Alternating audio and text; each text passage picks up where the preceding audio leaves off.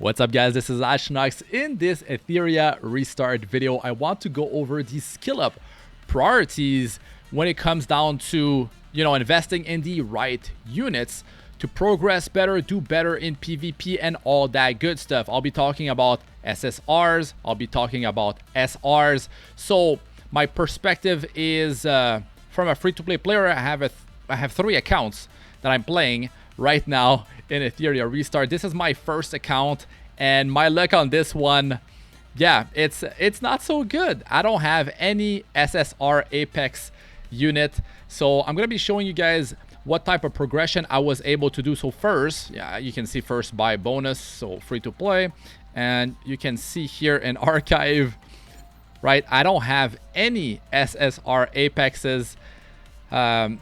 Yeah, unit. It's pretty ridiculous. I didn't reroll. This was just the very first account I did, and I've been rerolling on the side. That's why I have account number 2. That's why I have account number 3, and I'm still rerolling on the side just to eventually get that 4th account, right? So let's go here. My account, the first one here. You can see my progression. Termaton, Hell 3. That's what I've been running.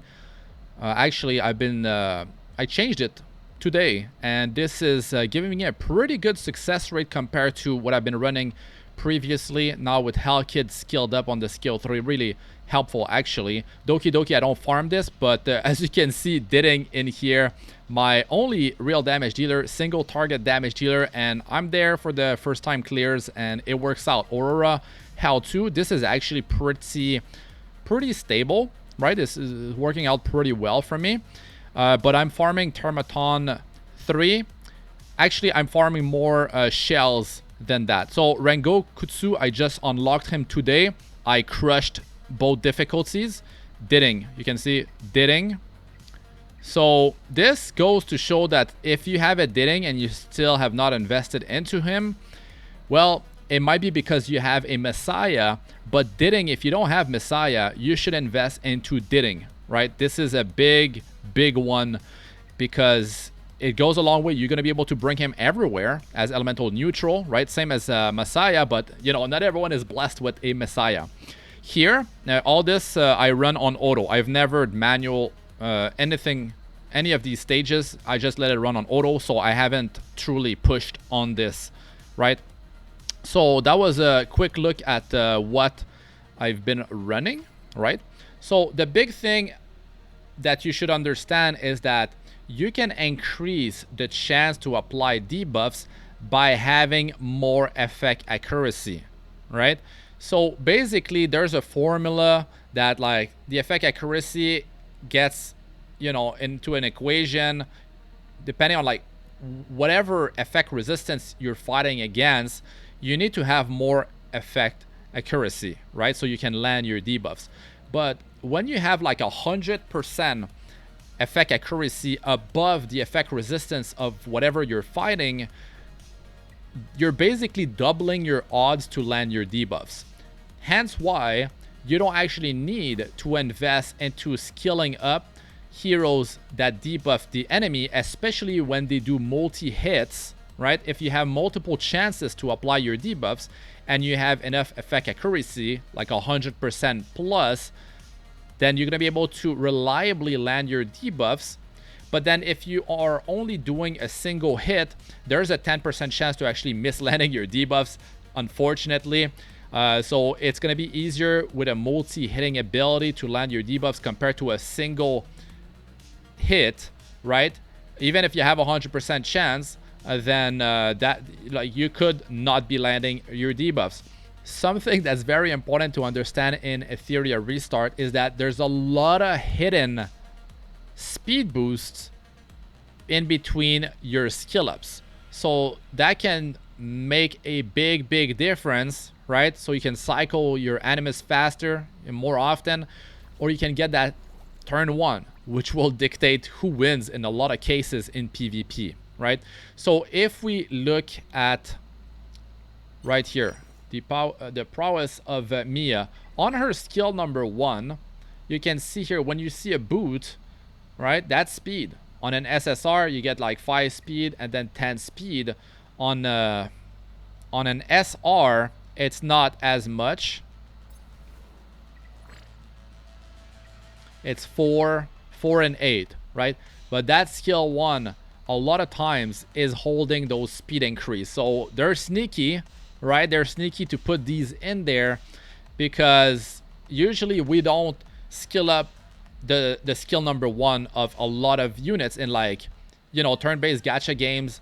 That's just the way it is. But by putting these speed increases in the skill 1, it'll push people to, you know, and use these invaluable materials, the lattices, into the skill 1, which is unfortunate. But there are units that don't actually have the speed on the skill 1. But the thing is, on a damage dealer, it's like you get attack on skill 1, attack percentage, which is pretty juicy. It's pretty nice.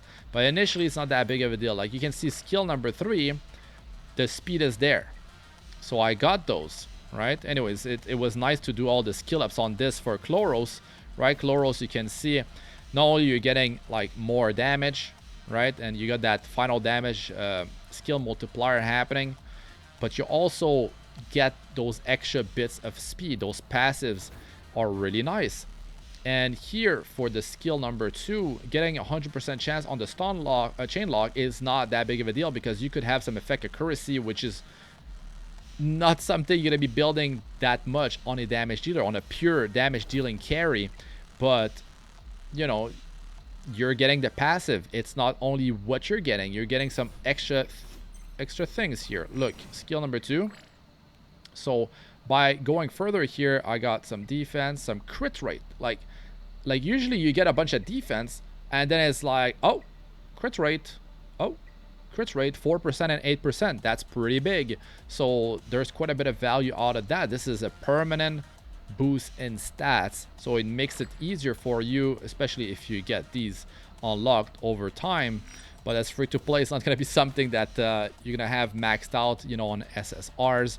But still, like, you're in these cases, it's more justifiable because not only you're getting the skill to be more powerful, but you're getting some permanent stat boosts on those units. So, you know, if you look at your account, if you look at the prowess of your core team and you notice that, hey man, like I can't reach 100% crit chance, maybe you're not at faction advantage, so you're not getting that free boost here. Maybe, you know, you're not reaching 100% crit chance with that 15% because, you know, you, let's say you're Reason versus Hollow or whatever you're strong against, and you're fighting in that content, and you're like, man, if even with that, I don't even reach 100% crit chance. So, you know, it justifies putting some skill up so you can reach those, you know, stat line increases, right?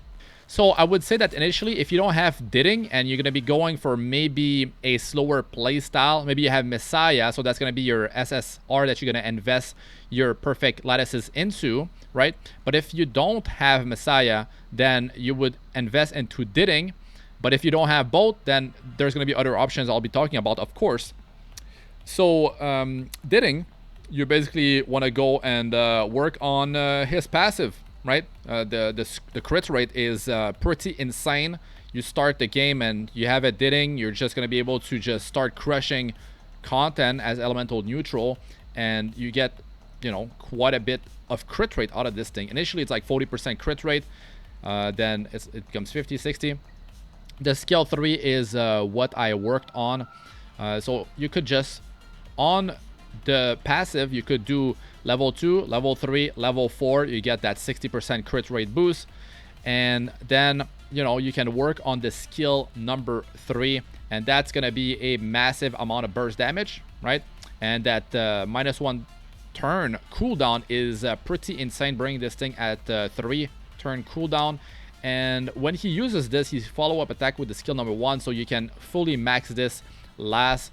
The skill 1, that vulnerable is very helpful. You know, 30% damage taken on the debuffed enemy. That's very good, affecting your whole team. So if you pair Didding with another damage dealer, you know, your whole team is benefiting from this debuff. Now, Didding for a SR completely busted. Valerian another completely busted SR unit. You definitely want to invest in Valerian, right? So if you don't spend in the game, maybe you don't have Valerian. If you've spent, I believe it's like 99 cents, you can unlock Valerian, right? So most players will have her, which is actually really, really good because she's amazing. And she pairs better with a team of squishier heroes, squishier units, animus, because her skill number 3, you basically want to max this thing because it gives her Hazy Dream. Hazy Dream makes it so no one can be insta-killed. I mean, one unit, right? If like, there's a bunch of them about to go down, then yeah, I mean, that's a protection for one ally. But it makes it so in Termaton, you know, you're taking a lot of burst damage and someone could be going down, but that Hazy Dream straight off the bat at the start of the battle, even if she's built very slow, you're gonna have Hazy Dream, right, active. So that's extremely, extremely powerful. And then as soon as she goes, she puts it up again to protect, you know, the team.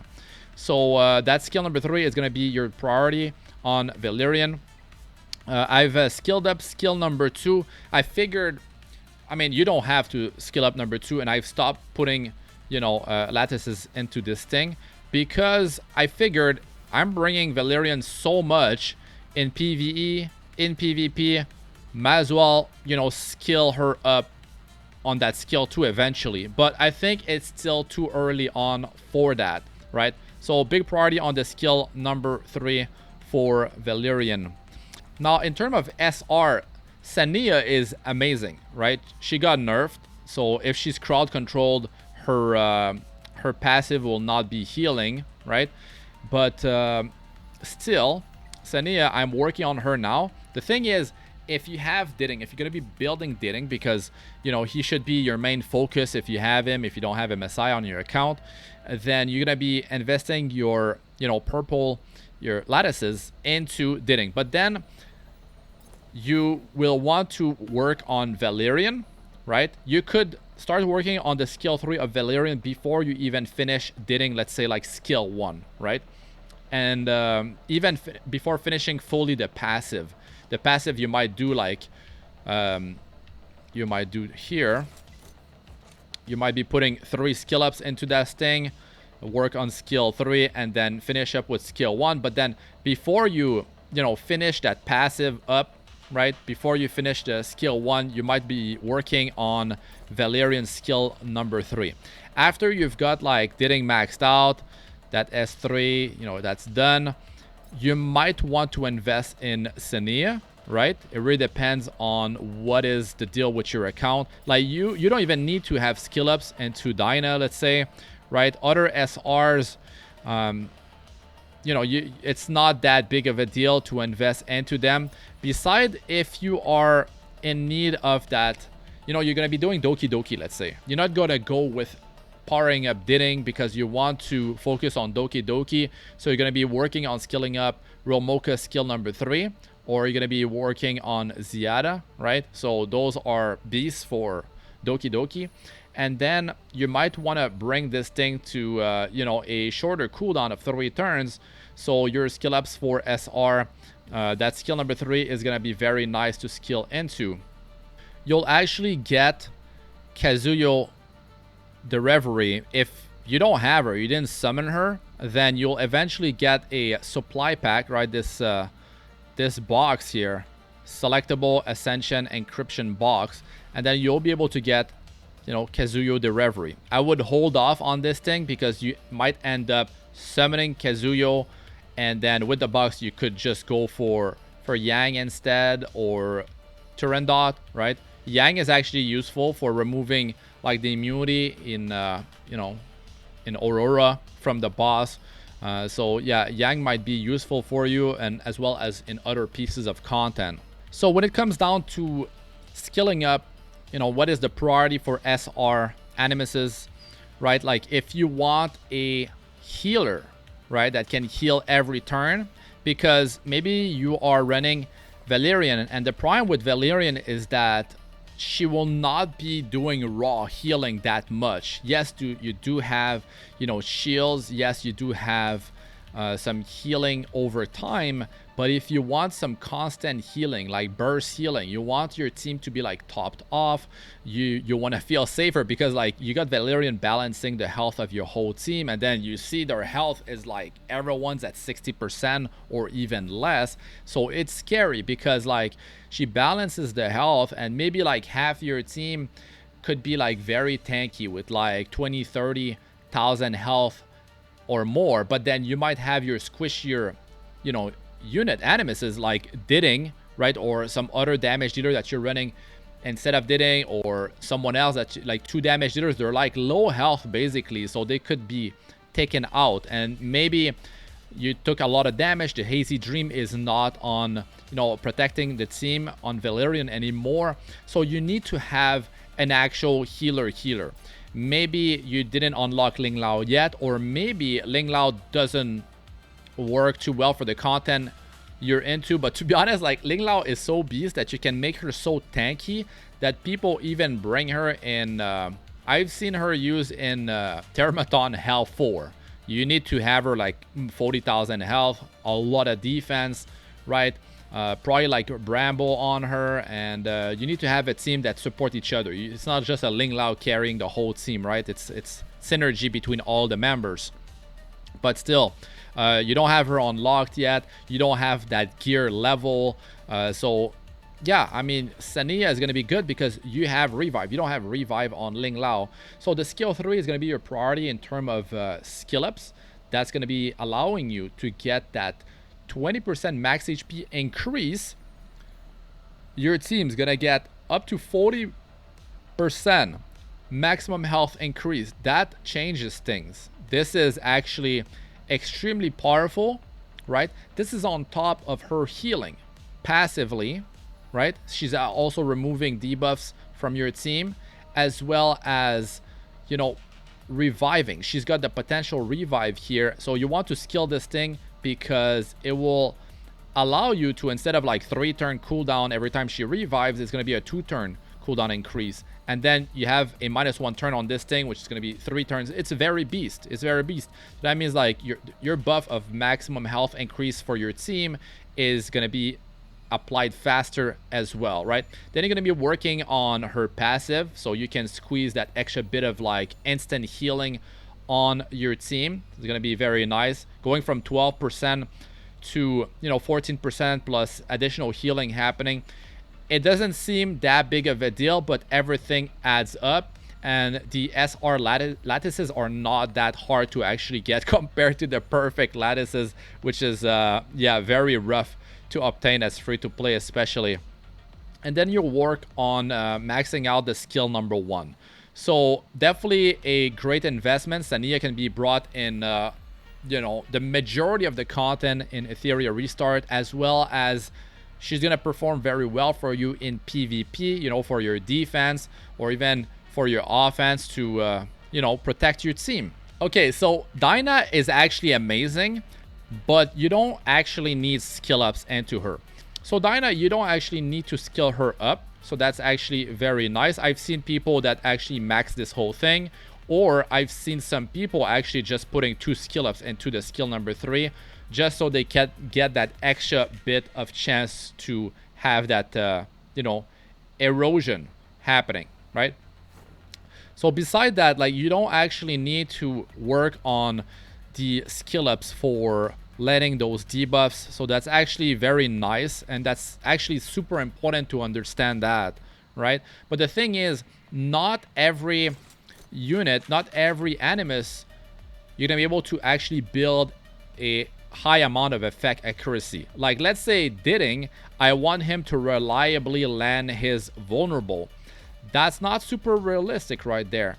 He ends up with a 40%, and you're not gonna be able to build effect accuracy on your Didding, really, because that's not a stat that you're gonna want to work on, because you have much more important stats to work on. You want to work on the attack, you know, some crit chance, and the crit chance converts into crit damage with the passive, right? So that's always good to build crit chance, because I prefer to have 100% crit chance on him, and whatever's extra gets converted into crit damage, because the passive, for it to work, he needs to actually mark an enemy, and you need to actually be hitting that marked enemy. But a lot of times you're fighting like Termaton, maybe you're gonna nuke the boss, but then who gets marked is like the left hand, right?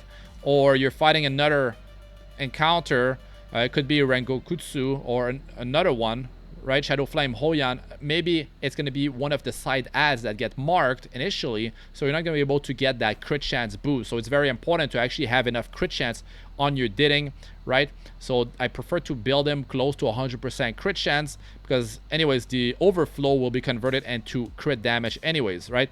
So yeah, you need to build attack, crit chance, crit damage. You need to build, you know, some survivability. I mean, if you can get substats to increase his survivability and some speed so he can get more, you know, damage overall in a battle, there's very little room for effect accuracy. That's the thing.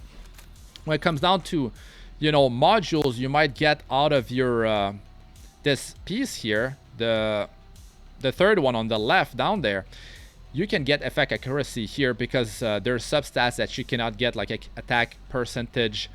So yeah, you might be able to get it there, but you can't focus on that on a character like this. So Claws, with her skill number 3, defense down, speed down, hacking and progress, 80% chance with a single hit.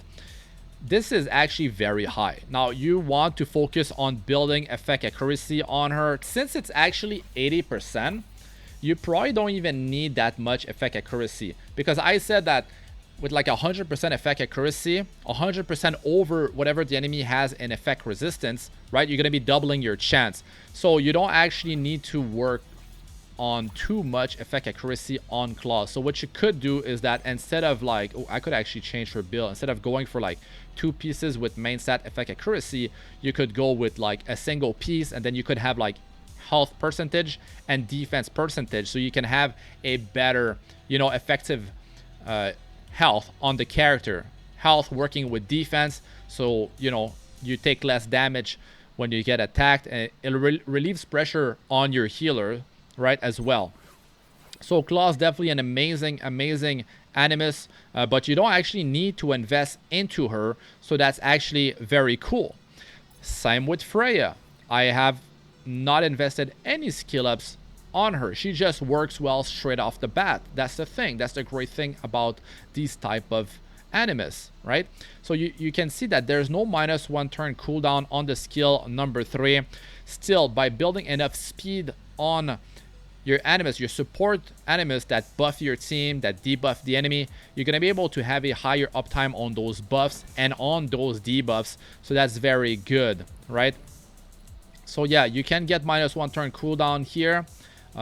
That's something that you can work on later down the line, but at this point I cannot justify skilling her skill number 2, even if I don't have like an SSR animus that's gonna carry my account. Like I don't have a Messiah, I don't have a Lily, right? Or I don't have a Shadow Sania that I need to skill up her skill 1.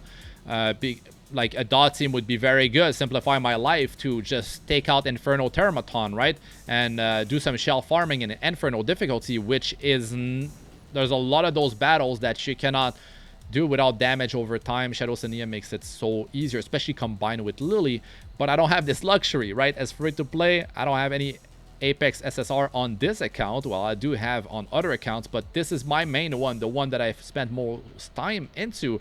And yes, I will later down the line eventually pull an Apex SSR, hopefully one that I can put to good use. But yeah, you don't need to skill up Freya. She was actually nerfed, so this used to be like 5% instead of 3%, and actually it used to be ignoring the effect resistance of the enemy to, you know, push back their turn meter. So that was not a I mean, it's pretty big, but you're gonna be building effect accuracy on her to have a better chance to land her nightmare anyways, right? So yeah, you don't need to skill up Freya, so that's cool. Mia, I wish I had skill ups on her skill number 3, but when you look at it, you know, the first 3 skill ups, you're going from 24% to 26, 28, 30%. It's not that big of a deal. The big one is, of course, the -1 turn skill cooldown, right? 5 turn, it's pretty long. And as you can see, I don't have that much speed on my Mia, right? My Hell Kid, there was another thing about skilling up his skill number 3, that was big. Not only I'm getting this, the big thing, the -1 turn cooldown on the skill 4, getting that immunity, you know, that barrier leading to having immunity on my whole team, that's big. So Hellkid has a pretty high base speed, right? And getting that extra speed, but that's after skilling up his skill 3. Look, I'm getting 5 speed and 10 speed there. So, you know, extra reasons to justify skilling up my Hellkid's skill number 3, which has a lot more weight compared to like going for that skill number 2, which is, you know, some crit rate here. I don't even care about building crit rate on my Hellkid. It's about boosting his attack survivability, some effect accuracy to have that attack down landing more often, maybe some stuns when it's not versus a boss or maybe in PvP, right? So yeah, Hellkid was actually a nice investment into his skill number 3, and he made my Termaton Hell 3 at the moment more consistent. So that was like triple win right there. And I'm bringing Hellkid in all pieces of content. And a hero like this, right? You don't have to build crit rate, you don't have to build crit damage. So that means like I can even bring my Hellkid when he's not at advantage, right? I can bring my Hellkid versus odd even because his barrier is so nice. And since I brought him to 6-star, you know, his survivability is higher as well. So even if he, you know, because the thing is, when you're at disadvantage, you have a reduction of crit rate, right? A reduction of effect accuracy, but it's fine.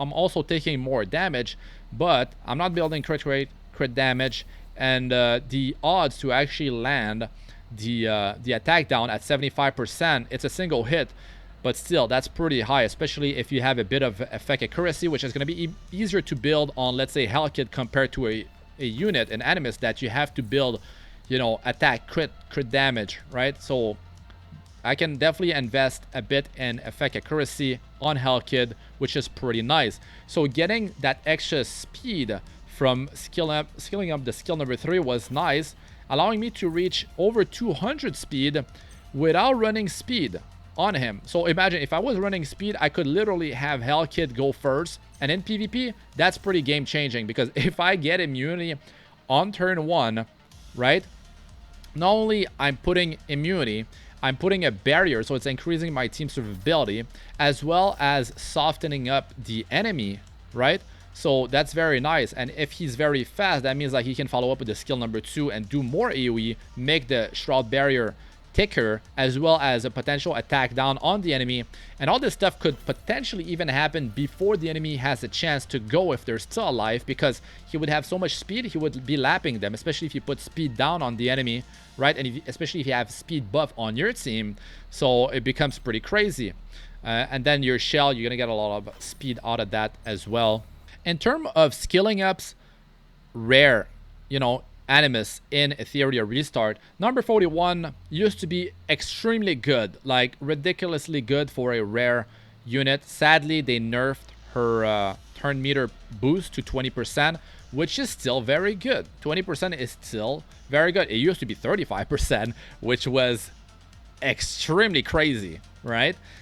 So yeah, if you don't have an attack buffer, you're starting the game, and you want to facilitate, make your life much easier, you can easily invest into a number 41, and you just need these very easy to get micro lattices. You can get those in different shops, right? And very inexpensive. So number 41 can definitely be worthy of being invested into, right? And you can even get some extra speed on the skill number 1, 3, and 6. Not so crazy, but she's rare, right? What it means is that you're gonna be able to have this stuff maxed out very easily. So more stat line, less damage taken. So that's very nice actually. And she actually has some healing on this thing as well. So you might be able to just use micro lattices and skill her up fully, that number 41, right? So you can get some decent use out of her until you get a Chiaki of the Echo, right? Until you get an attack buffer, like maybe you get Freya, maybe you get Beyontin, or maybe you get Tsukiyomi, or, you know, there's a lot of different ones. There's Turandot, right? which has attack and defense buff on a 3-turn cooldown. So if you are fortunate enough to have a Messiah, especially a Messiah plus Lily, then you would skill up Messiah. His skill number 3, ignore the target's passive when attacking. That's big. That is massive. And then you got the defense ignore. 70% defense ignore is huge, right? So that's definitely something you can invest into. No matter if you invest or not, you're gonna have only 3-turn cooldown on both of these AoE skills, which is pretty big. And eventually, like, you're not only gonna have the skill 3 powered up, you're gonna have the passive, you're gonna have the skill number 1 as well. And yeah, I mean, like, getting more damage everywhere. And then the thing is, if you have Lily, you're gonna have follow-up attacks. Lily is gonna make Messiah attack more often, right? So Lily is gonna be important that you actually invest into her skill ups on the skill number 1. Not only you're getting value from skilling up the skill 1 from, like, here, you increase the chance of turn meter push to 50, and you increase the assist to 100%, right? So it's from 50 to 75 to 100. That is massive, right? And you get the effect of the turn meter push to 20%, but also you're getting the 5 speed and you're getting the 10 speed. So that's pretty invaluable for a animus that will open in your battle. You want your Lily to go first, right? And then you're gonna put that speed buff on your whole team, right? You're gonna be pushing someone, buffing that ally, that animus, with the twin tricks, and then you're gonna be doing a lot of follow-up attacks, and you're gonna get so much value out of your Lily, right? And then getting that skill number 2 skilled up as well, it's gonna be quite valuable because, you know, you bring this thing to a 3-turn cooldown, as well as all the other stuff that it gives. So yeah, quite invaluable. Skilling up Lily, I would say that yeah, like, if you don't have Lily on your account, you're definitely playing, you know, hard mode of Etheria Restart. I'm playing without any Apex SSR, so there you go. All right, Rilmoka is an animus that you don't even need to invest much skill ups into her, but what's big is that you max the skill number 3. If you want to one-shot with the skill number 3 in Doki Doki, it's imperative that you yeah, max out the skill number 3, because you're changing the splash damage from 33% to a whopping 100%. This is an incredible increase of damage for AoE. This means it's the difference between not one-shotting the whole wave and one-shotting the whole wave. So that skill 3, you want to max it out, and you don't need to put any skill ups into the other 2, just the skill number 3. So, you know, for 4 perfect lattices, she's a pretty solid investment, especially you're getting those extra, you know, points of speed, 15 speed on top of it as well. So that's pretty sweet, right? So Rilmoka is going to do very well for you in Doki Doki if you don't have a Ziara, right? So if you're lucky and you have a Shadow Sania, because she's actually a beast to clear endgame content, right? You're going to be able to skill up her skill 1, which will allow you to have a 2-turn damage over time on the enemy out of her 3 skills. So that's going to be big. This is the skill 1 that's the skill that you want to invest your perfect lattices into. You don't need to skill up her skill 2 or her skill 3. She's going to make it so you can do endgame content without a heavy investment. You don't need like big stats on your whole team. You can very easily reach and clear, put Inferno on farm with Shadow Sania. So that skill number 1 is where you want to put those skill ups. And you're gonna get the speed up, the speed passives as well out of that skill 1. So that's actually very cool right here. 5 and 10 speed.